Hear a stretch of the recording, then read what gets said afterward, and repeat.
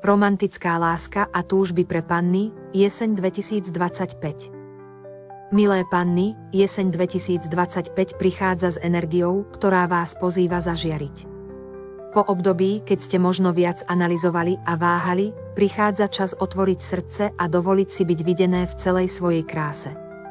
Vaša prirodzená charizma sa prebudí, jemne, no neprehliadnuteľne.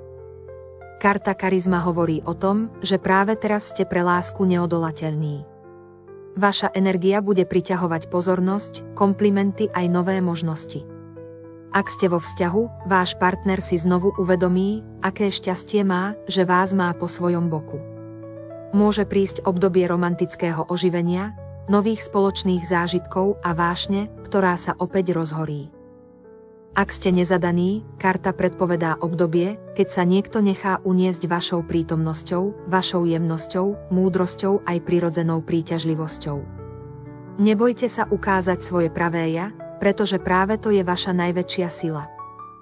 Milé panny, jeseň pre vás bude o seba dôvere, magnetizme a otvorenosti voči láske. Stačí, ak dovolíte, aby vaše svetlo zažiarilo, a láska si vás nájde sama. S láskou ti pripravím výklad, ktorý bude len pre teba. Napíš mi na 2323kika2323@gmail.com. S láskou, Kika.